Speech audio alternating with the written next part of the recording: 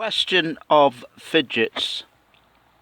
How do fidgets help people whom suffer from ADHD? What do they do for you and for me?